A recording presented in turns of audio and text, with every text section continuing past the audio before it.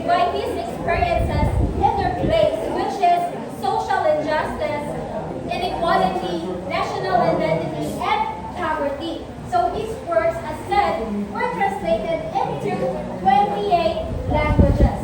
His novels and short stories explored class struggles and colonialism in the Philippines, especially the story Rosales Saga, which made him a prominent Filipino writer, which became one of the Filipino voices through literature.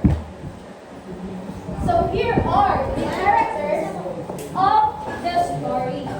So we have Old Mulabi, Orchid, and the group of men. So the Old Mulabi is an old, tall, yes, sturdy, and arrogant tree. Yes, correct. That is correct. Yes. And the orchid is a little orchid who clings to the Mulabi's trunk. So it is actually a bluish purple orchid. So Nara. And a group of men, the men who catch down the old. So the setting, the story happened in the jungle, specifically in the month of April. For the plot, let's welcome Miss Giselle.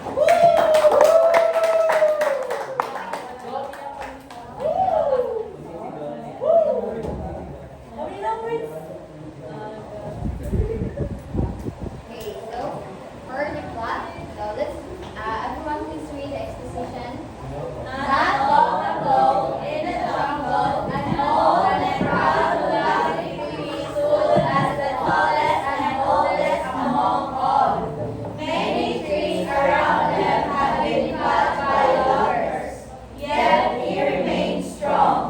One bright April morning, he woke to find a small orchid clinging tightly to his trunk.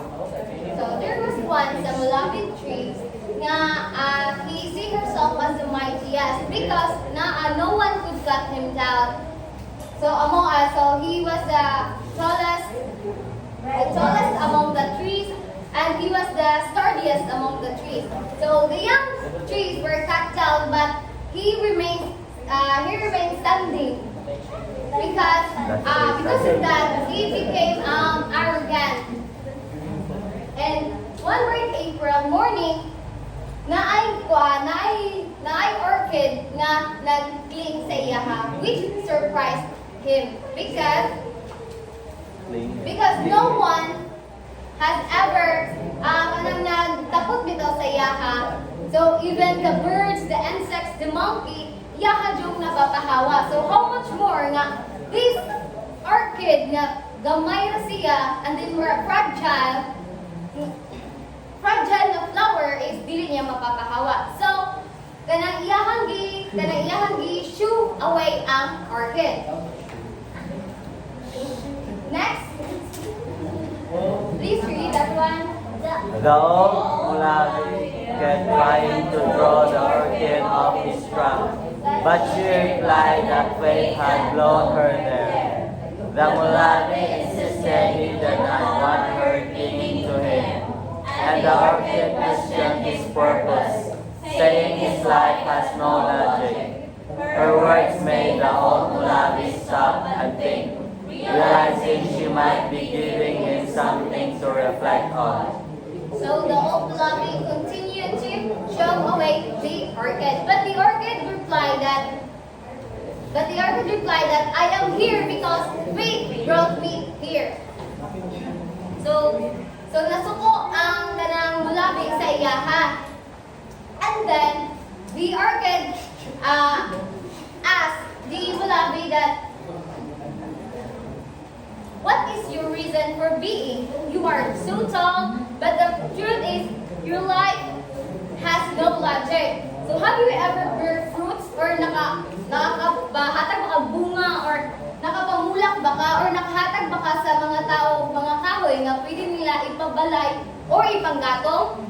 Then the Mulabi kanang na silence siya because he was speechless because he he was kanang naka-realize nito siya na wala day siya adto nga wala siya nakahatag adto nga mga traits or mga kinahanglan sa isang kuan tao. But the old eye, instead of rebutting, the old Mulabi just keep silent. For the climax, When the wind and rain broke many young trees, the old Mulabi was surprised that the orchids still clinging to him. She told him that only death could set them apart, and reminded him that work is the logic of life and sacrifice is the logic of love. Quite amazed, the Mulabi finally understood her words. so, di ba, nag-iikuan na siya na speechless ang Mulabi. And then, nag-ingon siya nga, siyang mind, siya nga, bantay na gini siya, inig mag-typhoon. Na ay typhoon mabot, malangkat na gini siya sa ang tree, sa iyang body. So, and then, nag-abot na ang typhoon. But, the orchid remains, nag-cling gihapon siya sa iyaha.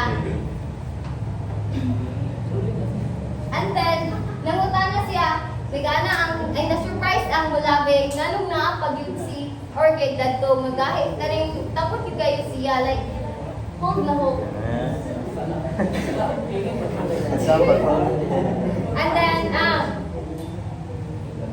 And then the orchid replied that that can only tear them apart.